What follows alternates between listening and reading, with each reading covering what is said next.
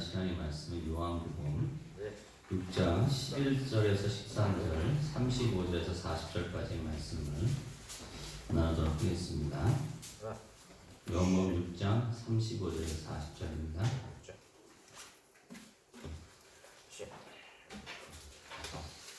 먼저 11절에서 13절 먼저 보겠습니다. 요한복음 6장 11절에서 13절. 예, 제가 먼저 한 절 읽겠습니다. 예수께서 떡을 가져 축사하신 후에 앉아있는 자들에게 나눠주시고 물고기도 그렇게 그들의 원대로 주시니라.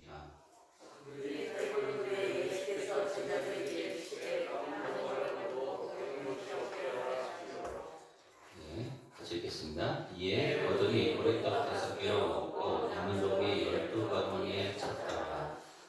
다음에 35절에서 40절까지의 말씀 한 절씩 나누도록 하겠습니다. 똑같습니다. 요한복음 6장 35절에서 40절입니다. 제가 먼저 읽습니다. 예수께서 이르시되 나는 생명의 떡이니 내게 오는 자는 결코 줄이지 아니할 터이요 나를 믿는 자는 영원히 목마르지 아니하리라.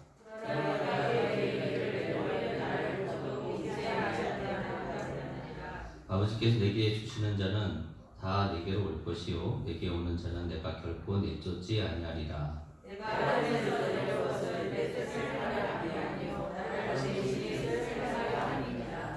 나를 보내신 이의 뜻은 내게 주신 자 중에 내가 하나도 잃어버리지 아니하고 마지막 날에 다시 살리는 이것이니라. 내 아버지의 뜻은 나를 보고 믿는 자마다 영생을 얻는 것이니 마지막 날에 나를 다시 살리라. 아멘. 주님 감사합니다. 9월의 날, 안식의 날을 살고 있습니다. 우리에게 모든 것이 영생입니다. 그 영생의 말씀을 알게 하시고 그 뜻 가운데 오늘도 순종하며 거룩한 길을 걸어가게 하시고 감사합니다. 우리 입술은 복된 입술이라 늘 천국 복음을 말합니다. 회개의 복음을 말하고 귀신을 쫓아내는 복음을 말하고 치유의 복음을 말하고 또 표적의 간증들을 말하며 또 하나님 성령 받는 복음을 말하고 성령의 은사가 나타나는 복음을 말하는 복음의 증인이며 재정의 청지기로서 오늘도 온전한 11조 온전한 복음을 드린 자들이며 하나님의 사랑과 소망을 믿음으로 선포하는 자들입니다. 이들의 삶을 항상 기뻐하고 있고 쉬지 않고 기도하고 있고 범사에 감사함으로 하나님의 뜻을 이루고 하나님의 나라와 의 가운데서 이 모든 것의 열매를 보는 하나님의 자녀들입니다. 오늘도 여호와께 행하신 여호와 그 뜻대로 성취하시는 여호와 또 그 이름을 여호와라시는 분께서 우리에게 예수 그리스도의 이름을 주시고 오늘도 사랑하는 강남수교 성도들은 오늘도 부르짖으며 응답받은 자로서 크고 비밀한 일을 아는 자들로서 강남과 서초과 송파구의 땅을 바라보며 오늘도 나아가게 하심을 감사합니다. 생명이 떨어진 주님, 영생이신 하나님, 오늘도 함께 해주시고 동행하여 주심을 감사드리며 예수님의 이름으로 기도드렸습니다. 네, 할렐루야. 앞에 계신 분은 인사드리겠습니다. 당신은 좋은 땅에 있습니다.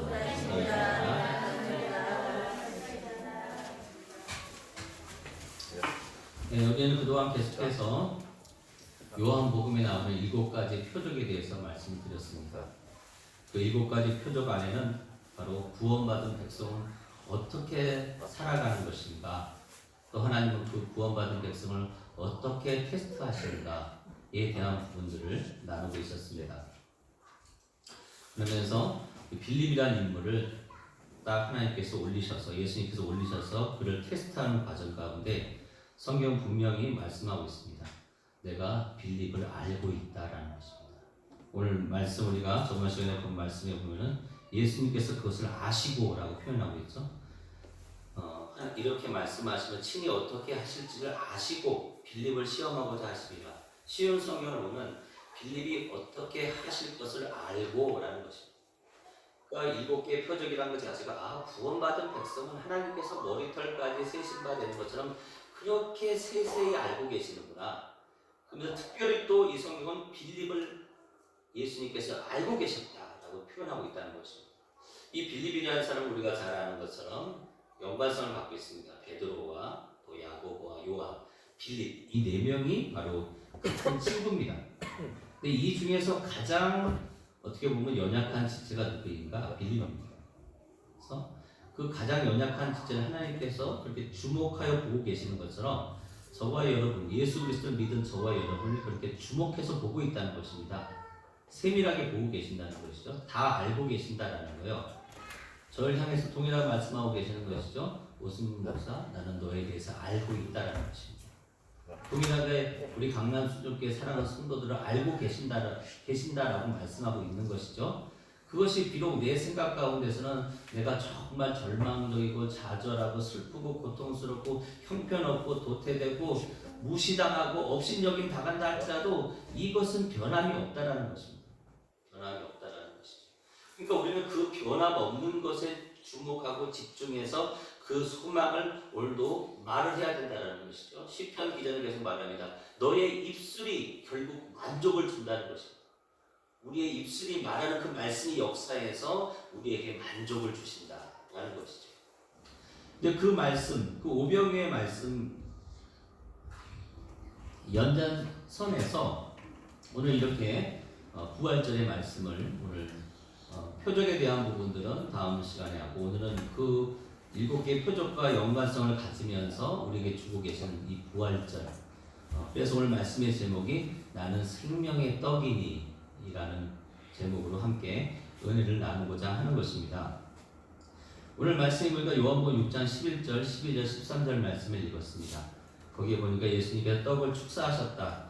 이미 그분이 축사할 수 있는 이 원어적 의미는 감사다라고 말씀드렸죠. 감사하다. 땡큐입니다. 땡큐. 그러니까 그 작은 보리떡 5개와 물고기 2마리 들고 예수님께서 감사하셨다라는 것이죠. 그 감사하신 이유는 이미 예수님께서 시험을 당하셨을 때, 마귀에게 사탄에게 시험을 당했을 때 40일 금식하시고 마귀가 말이죠. 이 돌들이 떡이 되게 하라. 근데 예수님은 하고 싶은 말들이 많았을 텐데 그 다른 말들을 하지 않으시고 6월절 출애굽 사건에 있었던 그 말씀, 사람이 떡으로만 사는 것이 아니라 하나님의 입에서 나오는 모든 말씀으로 사는 것이다. 그 말씀으로 마귀를 대적했던 것처럼 빌립도 그 말을 하기 원하셨던 거죠. 그 말을 하지 않으니까 내 자신에 대한 합리화, 핑계, 인간의 능력에 의지하는 언어들이 나오는 것입니다.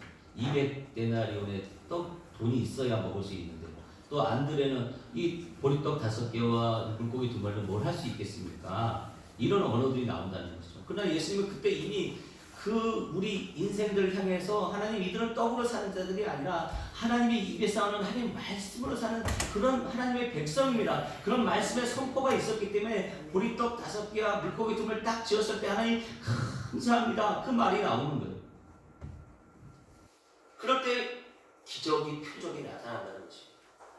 우리가 이 물하고 먹으면서 내가 예전에 하나님 나는 사람이 무엇을 먹을까 무엇을 입을까 무엇을 마실까로 사는 존재가 아니라 나는 하나님 말씀대로 여호와의 입에서 나오는 모든 말씀으로 사는 자입니다. 그 말씀을 계속 선포하며 물 한 잔 먹을 때도 감사 땡큐 저절로 나온다는 거예요.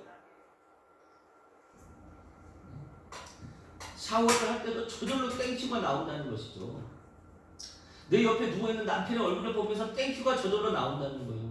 아내의 모습을 보면 땡큐가 저절로 나온다는 것이죠. 내 자녀들을 보면서 땡큐가 저절로 나온다는 거예요. 근데 내가 오늘도 그 말씀과 하나님 나는 오늘도 무엇을 먹을까 무엇을 마실까 무엇을 입을까로 살아가고 있어요. 그렇게 하기 때문에 물도 감사할 수가 없는 것이고 음식을 먹으면서 감사할 수가 없는 것이고 남편과 아내를 볼 때마다 짜증이 올라오는 것이고 자녀들을 볼 때마다 한숨이 터지는 것이고 일을 볼 때마다 고통이 올라오는 거예요. 예수님도 다른 말 안 하고 그 말 했다는 거죠. 그러니까 우리도 그 말 하면 되는 거예요. 하나님, 나는 떡으로 사는 자가 아닙니다. 하나님의 입에서 나오는 말씀으로 사는 자입니다. 왜요? 성경은 말하자면 요한복음 1장 1절에 태초에 말씀이 계신다. 그 말씀은 하나님과 함께 계셨다. 그 말씀은 곧 하나님이시다. 그건 뭐죠? 우리가 하나님 입에서 나온 말씀으로 산다는 건 예수님을 힘입어 십자가를 힘입어 사는 자들이다라는 거예요. 그걸로 나를 인정하고 살아가야 된다는 것이죠. 복음으로 인정을 해야 된다는 거예요. 희망으로 인정을 해야 된다는 거예요. 그것이 우리의 삶이다 라고 성경이 말해주고 있는 것입니다. 그럼 오늘도 이 비유를 통해서 우병이와 기적을 행하신 후에 예수님께서 떡을 축사하시고 나눠주시고 물고기를 나눠주시고 그들이 원대로 그들이 원하는 만큼 배불리 주시고 그 다음에 배부르는 예수께서 제자들에게 말씀하고 있다는 것이죠. 남은 조각을 거두되 버리지 말라. 그 보리떡을 먹으니까 보리떡 5개를 먹고 남은 조각이 12바구니라는 것입니다. 12바구니라는 것, 10이라는 숫자는 우리가 잘 알죠. 이스라엘의 몇 지파죠? 12지파요. 그러니까 그 상징하고 있는 것이요. 12바구니 꽉 찼다는 것은 무엇이에요? 육적인 이스라엘도 넘치도록 배부르게 하시는 거고, 영적인 이스라엘도 넘치도록 배부르게 하신다는 거예요. 저와 여러분이 이미 배부르게 하셨다라는 거예요. 부욕케 하셨다라는 거예요. 건강케 하셨다는 거예요. 강건케 하셨다는 거예요. 치료하셨다는 것입니다. 회복시켰다는 거예요. 우리 이 전염병에서부터 우리를 지키시고 보호하신다는 것입니다. 그 말씀을 지금 우리에게 해주고 계시는 거예요. 그럼 이 말씀을 통해서 우리는 무엇인가? 이 말씀 안에 이 먹는 것, 우리는 먹는 것, 마시는 것, 입을 것, 이거를 통해서 우리를 넘어뜨리려고 하시는 것이 아니라, 너희는 예수 안에 있는 너희는 무엇을 먹는다, 마신다, 입는다 하는데 그것 또한 영생이다. 그것 또한 복음이다. 너희는 누를 것도, 너희는 넘어뜨릴 것도 아무것도 없다 라고 우리에게 말씀을 하고 계신다라는 것입니다. 결국 이 내용 자체가 안식을 말씀하고 있다는 것이죠. 예수님은 나는 생명의 떡이다. 이 생명의 떡을 먹는 자는 영생한다. 영원히 죽지 않는다. 줄이지 않는다라고 말씀하고 계십니다. 결국 예수 그리스도 그 예수 그리스도를 믿는 우리는 그것이 변하지 않는다는 것이죠. 그것이 거짓말이 아니다라는 거예요. 근데 우리가 표적을 통해서 보는 것처럼 포도주는 있다가도 없다가도, 떡은 있다가도 없다가도, 위험은 안전하다가도 다시 어떤 불안전 가운데, 안전하다가도 어떤 사고 가운데 우리가 노출될 수 있고, 계속 세상의 것들은 변하기 때문에 불안할 수밖에 없는데, 너희는 생명의 떡을 먹은 자들이기 때문에 그런 불안하고 고통스럽고 가난하고 배고프고 억누릴 때 주여 나에게 주신 생각은 평안입니다, 이렇게 외치는, 이걸 선택할 수 있는 권세를 저와 여러분에게 주고 계신다라는 것이죠. 그러면은 예수님께서 우병이어의 이 기적을 행하신 후에 이 남은 조각들을 거두고 버리지 말라고 하시는 것은 어떤 의미인가? 우리에게 왜 그렇게 말씀을 하고 계신가? 그렇죠? 거기 모인 사람이 5,000명이나 모여 있어요. 그럼 5,000명이나 있으면 12바구니면 별거 안 되지 않습니까? 그냥 그 12바구니 남은 걸 다시 먹으라 5,000명한테 나눠주든지, 얼마 안 되니까. 아니면 그냥 그거 다 먹어서 소진해 버리든지, 얼마 안 되니까. 근데 굳이 그 남은 것을 거두고 버리지 말라는 거예요. 그리고 그것이 12바구니였다는 것을 제자들에게 보여주고 계신다는 것입니다. 그럼 분명한 것은 그 말씀을 통해서 그 남은 족을 거두고 버리지 말아라, 그것이 12바구니에 찼다라는 그 간증의 내용, 그 내용들에 대해서 그 말씀을 통해서 제자들과 모인 무리들에게 뭔가 깨달음을 주시고 그것이 무엇인지를 알기 원하셨다라는 거예요. 그렇죠? 단지 예수님께서 미래가 불안하니까 그것을 해소시키기 위해서 사람들이 모으고 저축하는 그런 관점이 아니다라는 것이죠. 그런 미래를 대처하는 어떤 저축을 하고 모으는 그런 관점에서의 말씀이 아니다라는 거예요. 그거는 여전히 무엇을 먹을까, 무엇을 마실까, 무엇을 입을까, 사람이 떡으로만 사는 것이 아니다, 그런 삶이거든요. 그거는 불안하단 말이죠. 근데 예수님도 동일하게 그러면 이게 남았으니까 우리가 다음 목적지로 이동할 때 이 음식을 먹고 또 거기서 먹을 것이 없을 수 있으니까 거기서 이 음식을 먹자라고 해서 남긴 것이 아니다라는 거예요. 정작 우리가 나중에 어떻습니까? 떡도 안 갖고 와요. 결국 우리가 지금 무엇을 먹을까, 무엇을 마실까, 무엇을 입을까, 이것 때문에 우리가 지금 부끄러워하고 있는데 이것 자체가 지금 부끄러움의 대상이 아니다라는 거예요. 관점의 변화를 우리가 알려주시기 위해서 지금 이 말씀을 하고 있다는 것입니다. 그러면 예수님이 왜 그렇게 그러셨는지 알기 위해서는 그 말씀 안에 있다는 거죠. 말씀 안에 힌트가 있습니다. 말씀 안에 핵심 단어가 있다는 것이죠. 우리가 첫 번째 그 핵심 단어는 무엇입니까? 힌트는 요한복음 6장 4절이었죠. 마침 유대인의 명절인 6월절이 가까운지라. 시기적으로 계절적으로 6월절이라는 단어가 나오고 있다는 것입니다. 그러니까 6월절하면 우리가 연상되는 것이 무엇인가? 이스라엘 백성들에게 6월절하면 연상되는 게 무엇인가? 우리가 잘 아는 것처럼 출애굽 사건이죠. 이스라엘 백성들이 애굽에서 나올 때 6월절이 있지 않습니까? 시기적으로 6월절이구나. 두 번째 말씀의 키워드는 우리가 이 오병이어의 이 기적은 사복음서에 다 나온다고 그랬죠. 어디에 나온다고요? 마태복음, 마가복음, 누가복음, 요한복음에 나옵니다. 특별히 요한복음에서는 7개의 표적을 통해서 우리에게 주시고자 하는 메시지가 있는 것인데, 그런데 우리가 사복음서 안에서 이 똑같은 장면을 설명하고 있는 구절 중에 하나가 마태복음 14장에 나옵니다. 그 마태복음 14장 15절에 보면 저녁이 되매 제자들이 나와 이르되 이곳은 빈들이요 때도 이미 저물었으니 무리를 보내어 마을에 들어가 먹을 것을 사 먹게 하소서.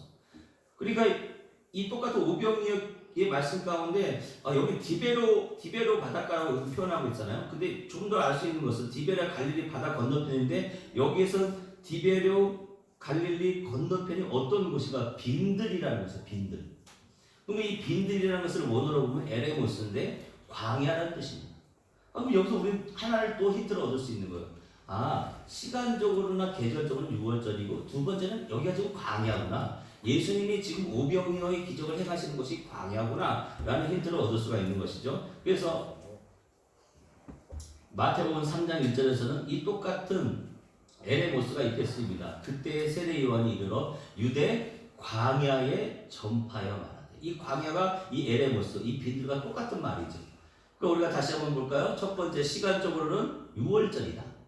두 번째, 그 장소는 광야다라는 것입니다. 이 두 가지 힌트를 우리가 알 수 있는 것이고요. 세 번째는 배불리 먹고 이스라엘 지파의 숫자에 12법을 남겼다라는 것이죠. 그것이 요한복음 6장 11절에 나옵니다. 예수께서 떡을 가져 축사하신 후에 앉아있는 자들에게 나눠주시고 물고기도 그렇게 그들이 원하는 대로 주셨다는 것입니다. 배불리 먹었다는 것이죠. 그리고 우리는 세 가지 키를 잡았습니다. 하나는 6월절이라는 것, 그 다음에 광야라는 것, 또 하나는 뭐죠? 배불리 먹고 남겼다라는 것이죠. 그걸 버린 것이 아니라 나눠준 것이 아니라 남겼다라는 것입니다. 그 이 세 가지 안에 네 가지의 뜻을 갖고 있는 것이죠. 하나는 뭐라고요? 6월절. 또 하나는 뭐라고요? 광야. 그 다음 배불리 먹고 하나는 뭐라고요? 남겼다. 남겼다라는 것입니다. 그럼 이 세 가지 내용대로 출애굽과 관련이 있고 장소는 광야이며 음식을 배불리 먹고 남겨놓는 일이 있었던 그 성경 구절이 기록되어 있는 곳이 어디냐 하면 출애굽기 16장에 나옵니다.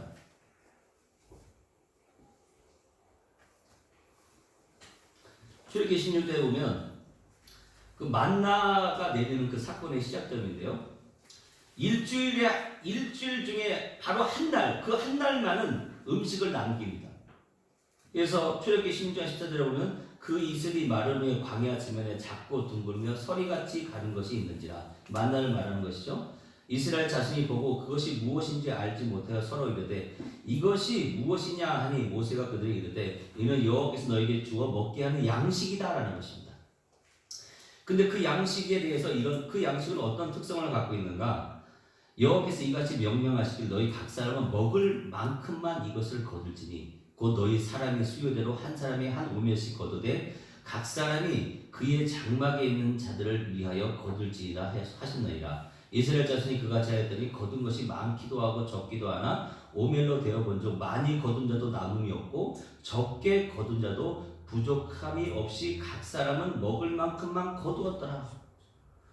똑같은 만나는 떡에 대한 내용이 나오고 이스라엘 백성들이 광야에 있었던 얘기가 나오고 그 다음에 뭐죠? 마음대로 원하는 대로 먹었다라는 구절이 나오고 있습니다. 그럼 이 아까 말씀드린 세 가지 6월절 그 다음에 하나 뭐였어? 네? 광야. 또 하나 뭐라고요? 배불리 먹고 남겼다. 그러면 이제 남기고만 남은 거예요. 남긴 것만. 세 가지 됐죠? 광야, 6월절. 하나 뭐라고요? 배불리 먹었다. 이제 남는 것만 남은 거죠. 음식을 남기면 벌레가 생기고 냄새가 난 날이 있었습니다. 뭐냐면요. 모세가 그들에게 이르되 아무든지 아침까지 그것을 남겨두지 말라 하였으나 그들이 모세에게 순종하지 아니하고 더러운 아침까지 두었더니 벌레가 생기고 냄새가 난지라. 모세가 그들에게 노하니라. 우리가 아침마다 각 사람을 먹을 만큼만 거두었고 햇빛이 뜨겁게 쬐면 그것이 쓰러졌더라. 그러니까 모든 날은 어때요? 어떤 날들은 그냥 그날 다 먹어야 돼요.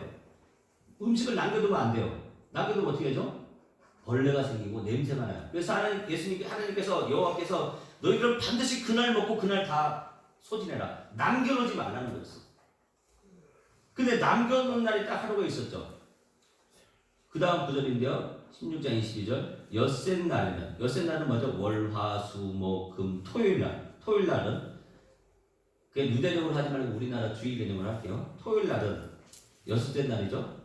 월, 화, 수, 목, 금, 토. 엿새 날이잖아요. 엿새 날에는 각 사람이 각절의 식물곧 하나에 두 오면씩 거둘지라. 회중의 모든 지도자가 와서 모세에게 알림해 모세가 그들에게 이르되 여호와께서 이같이 말씀하셨느냐 내일 휴일이니 여호와께 거룩한 안식이라. 너희는 구울 것을 굽고 삶을 것을 삶고 나머지는 다 너희를 위하여 아침까지 간수하라는 거예요. 그럼 그 다음 날까지 모아두라는 거죠. 그들이 모세의 명령대로 아침까지 간수하였으나 냄새 나지 아니하고 벌레도 생기지 아니한지라. 모세가 이르되 오늘은 그것을 먹으라. 오늘은 여호와의 안식일인즉 오늘은 너희가 들에서 그것을 얻지 못하리라. 엿새 동안 너희가 그것을 거두되 일곱째 날은 안식일인즉 그날에는 없으리라 하였으나. 그러니까 오늘 이 내과 예수님께 행하신 오병이의 기적이 뭐죠? 출애굽 사건 때 만나 사건과 연결되고 있는데 그것이 안식일과 연결되고 있다는 거예요. 나머지 월, 화, 수, 목, 금은 뭐예요? 하루에 한 번이요. 음식을 남기거나 먹으면 안 돼요. 다 소진해야 돼요. 근데 토요일 날은 주일날 나올 양식을 해서 2배를 거둘 수가 있는 거. 이때는 뭐죠? 그냥 모아놔야 됩니다. 오늘 예수님께서 오병이어 떡을 보세요. 그 모았다는 의미는 뭘 갖고 있는 거죠? 지금 토요일과 안식일을 동일시하고 있는 거예요. 예수님이 계신 그곳은 뭐야? 모든 날이 안식이다. 하늘에 문이 열려 있는 것처럼 이제 우리에게서 모든 날은 안식이다라는 거예요. 그러니까 우리가 무엇을 먹을까 마실까 입을까 때문에 너희들이 그것 때문에 뒤처지고 미련하고 어리석은 그런 존재로 살아가는 그런 새로운 피조물이 아니다라는 거예요. 새로운 피조물은 뭐라는 거예요? 그런 것들 때문에 묻혀있고 쌓여있고 답답하고 우겨싸임을 당하는 그런 인생들이 아니다라는 거예요.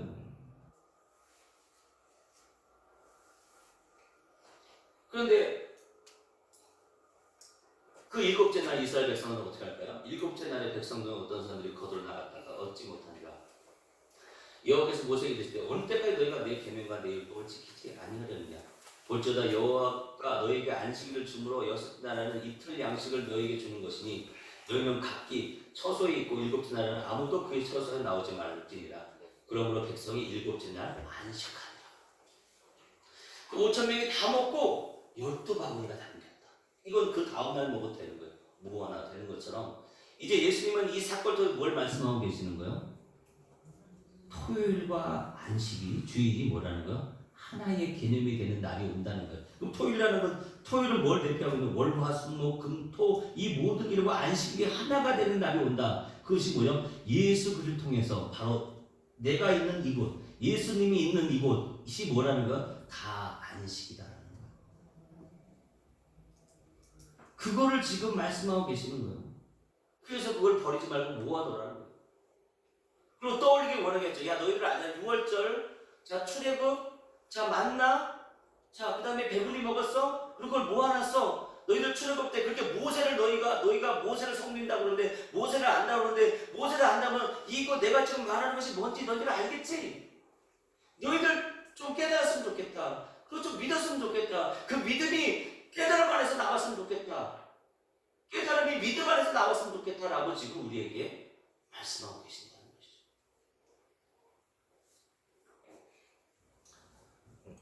그래서 예수님은 안식일과 전날을 안식일로 동일시하고 계십니다. 그래서 우리가 정말 시간에 말씀 나눈 것처럼 하늘의 문이 이미 열려 있는 것처럼 모든 날이 안식일임을 우리에게 알려주시기 위해서 남은 조각을 거두고 버리지 않게 하고 계신다라는 것이죠. 그럼 모든 날의 안식일은 어떻습니까? 이미 예수 안에서 모든 율법이 이루어졌고 모든 계명이 이루어졌기 때문에 우리에게는 뭐죠? 다 치유되고 회복되고 강건하고 건강하고 부유하고 즐겁고 기쁘고 감사가 우리의 모든 날들이라는 거예요. 근데 이 만족은 뭐예요? 입술을 통해서 나온다. 입술로 말하는 자에게 만족이란 열매를 보여주시겠다는 거예요.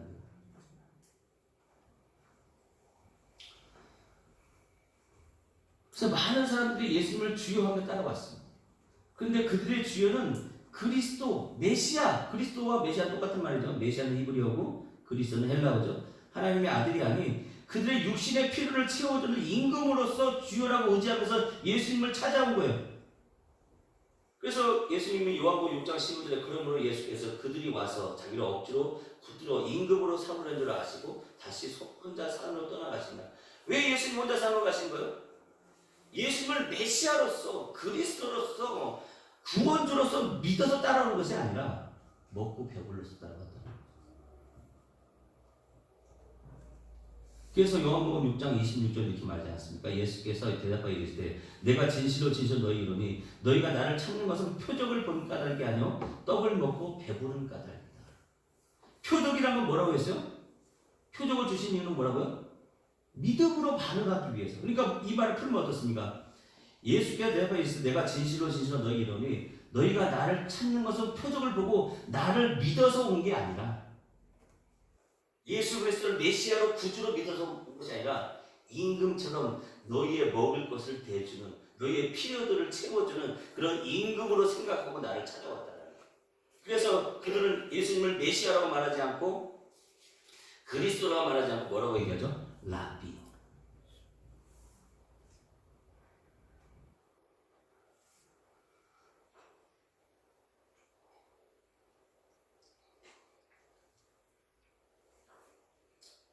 그럼 예수님이 우리 내 삶의 작은 간증들, 내가 밥을 먹고 음식을 먹는 그 모든 것이 간증, 믿음 안에 거하는 사람들은 예수님을 믿고 따라가고 있는 거고, 오늘도 그 작은 표적에서 내가 간증이 없고 하나님이 행하시는 놀라운 일을 가서 이런 표적의 복음이 전함이 없는 사람들은 뭐냐면 길을 잃어버리고 오늘도 그냥 배불러서 온 거예요. 배불러서.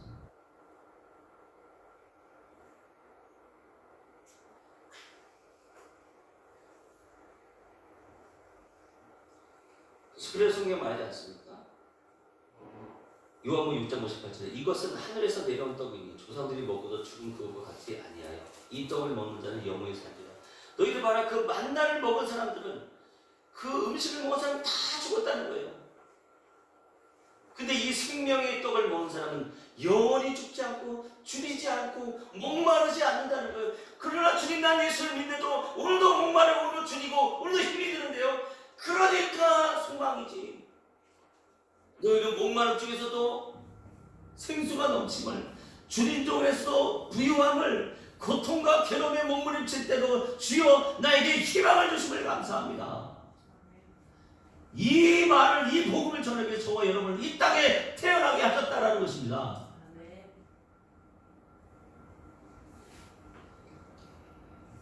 그래서 말하는 신명기 8장 3절에 너를 낮추시며 너를 줄이게 하시며 또 너도 알지 못하며 내 조상도 알지 못하던 만나를 내게 먹으신 것은 사람이 떡으로만 사는 것이 아니요 여호와 입에서 나오는 모든 말씀으로 사는 줄을 내가 알게 하려 하십니다. 봐라, 너희들 만나 먹었지? 근데 다 죽었잖아. 근데 하나님 입술에 나오는 그 명령을 우리에게 뭐라고 말씀하고 있습니까? 내가 너에게, 하나님이 나는 아버지의 명령을 하노니 영생. 오늘 우리는 그 영생을 부여잡고 사는 거예요. 저희 영생의 뜻을 말씀드렸죠. 영생이라는 것은 하나님은 영이시다. 근데 태초에 말씀이 계십니다. 말씀이 하나님과 함께 하시고 그 말씀이 하나님이시다. 그러니까 말씀을 통해서 하나님은 영이시구나를 아는 거예요. 그러니까 하나님이 영이시라는 건 뭐예요? 말씀이라는 거예요. 그러면 영생에서의 영은 뭐예요? 아, 말씀이구나. 말씀 가운데 언약이 있네. 그 생은 뭐예요? 야, 우리는 생명을 위해서 사는 자들이구나. 근데 영벌은 뭐예요? 말씀에 그들에게는 언약이 아니죠. 심판 가운데. 너희는 영원한 벌 가운데 사는 자들이다. 그게 영벌이에요.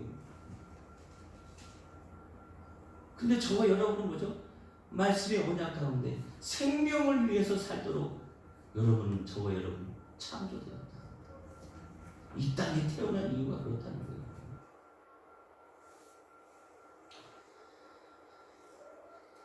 그래서 안식을 누리는 하나님의 자녀들을 모으는 모든 것은 불안한 미래를 대비하는 것이 아니라 복음의 증인으로서 그 재정을 사용하기 위해서예요. 그래서 그런 관점으로 복음을 선포할 때 하나님의 재정이 악인들이 죄인들이 모아놓은 재정이 의인들에게 부어지는 거예요. 그래서 성경 말하지 않습니까? 요한복음 6장 60절에 살리는 것은 영이니 육은 무익하니라. 내가 너희에게 이른 것은 영이라. 영이요 생명이라. 이것을 영생 풀어놓은 거 아니야? 영이요 생명. 살리는 것은 영이에요. 영 가운데 우리 이미 그 말씀 가운데 그 말씀 넣으세요. 살리는 것은 말씀이다. 우리 이미 살아있는 자예요. 육체 가운데 무엇을 먹을까 무엇을 마실까 무엇을 입을까는 그것은 무익한 거예요. 그것은 우리가 생명을 주지 못해요. 이미 저와 여러분들은 생명 가운데로서 육을 사용하는 자들이에요. 뭘 위해서? 복음을 위해서.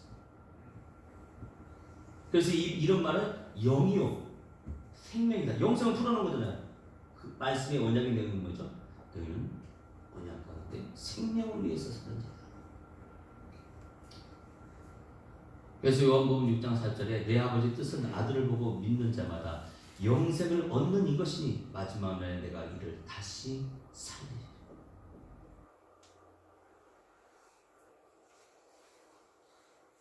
그래서 오늘의 말씀 요한복음 6장 35절 말씀이 연결되고 있는 것입니다.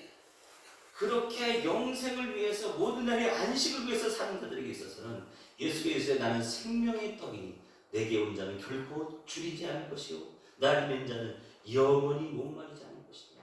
저와 여러분은 줄이지 않은 자이고 영원히 목마르지 않는 자예요. 그걸 설명해 주고 있는 것입니다. 그러나 내가 너희 이르기를 너희는 나를 보고도 믿지 아니하는도다. 근데 저와 여러분은 이미 믿잖아요. 얼마나 복된 일이에요.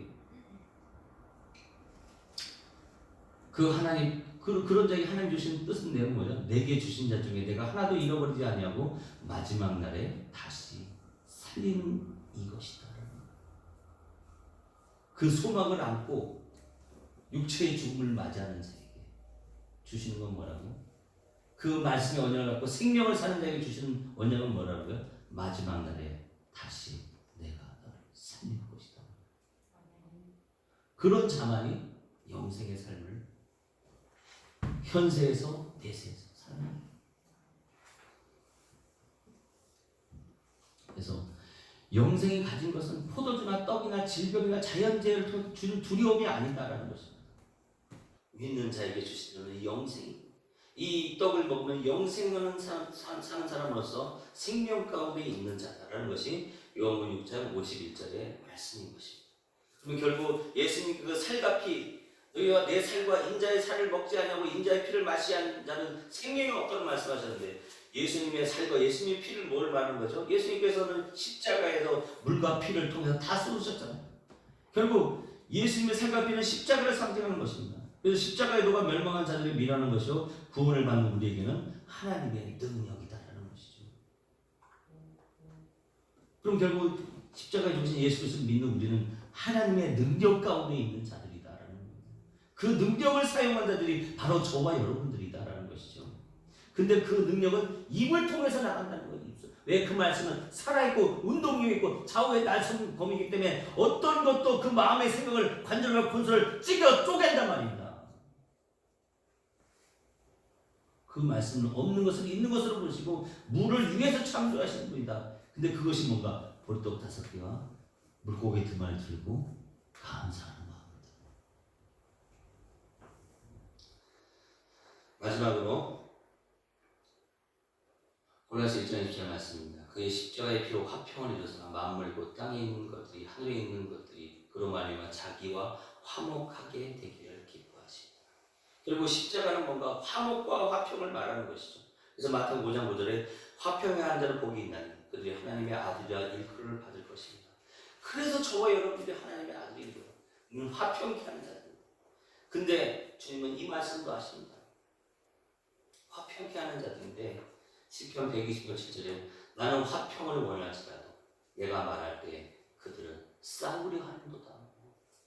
내가 좋은 땅이라 말하는데 상대방은 싸우려고 돈거든다 이거예요.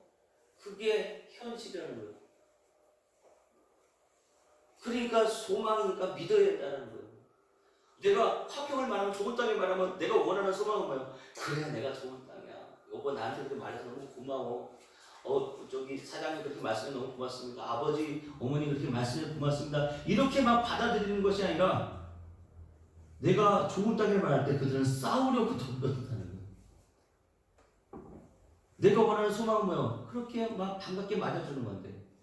그러니까 그 반갑게 맞아주고 그 복음을 받아들이는 걸 믿어야 반갑게 받아들이는 현실이 나타난다는 거예요. 지금 왜 내가 좋은 땅을 승리자입니다 하는데도 말하는데도 왜 달려들려고 그러는가? 내가 그만큼 그 사람 앞에서 여보 당신은 좋은 땅이야. 승리자. 거룩해. 여보 최고야. 당신 최고야. 우리 아들 정말 하나님의 자녀구나. 성령 충만하구나. 이런 말들을 극도로 아끼셨기 때문에 그렇다는 거예요. 극도로 아끼셨다. 오늘부터라도 화평의 말을, 화목의 말을 하시는 저와 여러분들이 되시기를, 또 그런 자임을 믿고 선포하시기를 주님의 이름으로 축원합니다. 네.